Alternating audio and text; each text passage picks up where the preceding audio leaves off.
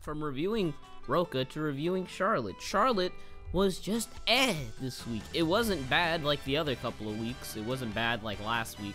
It was not good, I'll say that. I still have the show at the same 3 out of 10 rating, but I think that, like, this episode wasn't terrible. And I think that was mainly because they didn't take this entire serious fucking approach to everything. That serious approach is what killed Charlotte. If they just kept Charlotte as a comedy, you know, this type of lighthearted, not cringe fest shit, this wouldn't have been a bad show. But I think that that's where Charlotte kind of fucked up. But anyways, let's go ahead and get to the episode.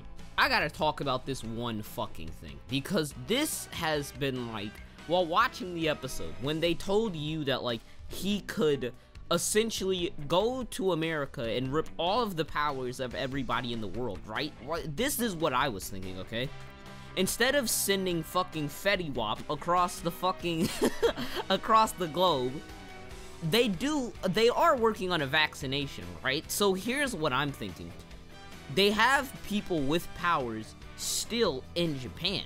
Why don't they take the people of the syndicate and go to the government? Because now they have scientists that are working on vaccinations and stuff that are already in Japan, right? So why not go to the fucking government and ask the government to help with mass production of this vaccination? Yes, creating a vaccine takes a lot of research, a lot of time, a lot of money. But if you're already almost done with creating one version of it, why not go to the fucking government and tell them what is going on so that this shit can stop?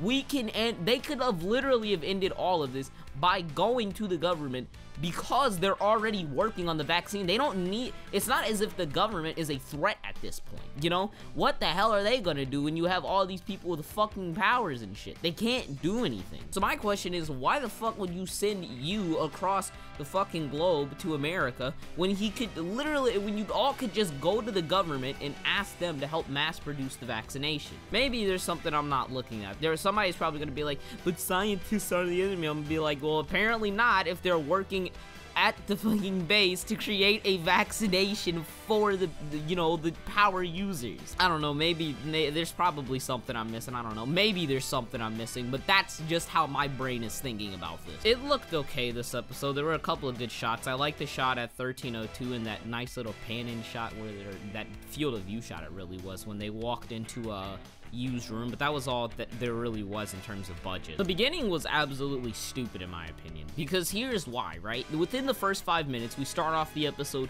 with you screaming because, like, he remembers everything that's happening, right? And they hit him with the fucking vaccination and he calms down, or the sedative, or whatever the fuck you want to call it, right? So here's the thing, here's the problem that I have with this, right?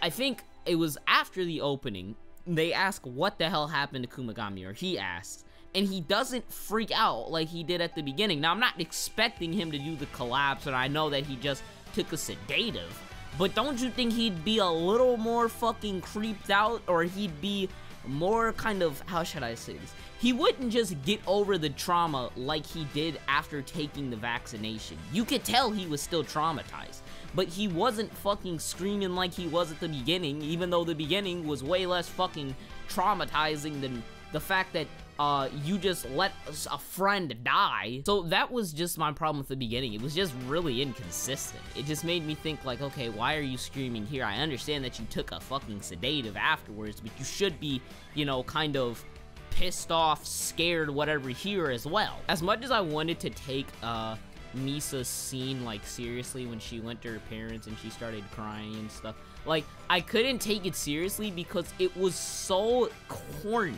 Like, here's what I mean. Like, you remember when she was eating, she was like, this tastes fucking awful. I was like, oh yeah, that's okay. I don't really care about that. But she's like, the secret ingredient is love. That just made me go like, okay, no.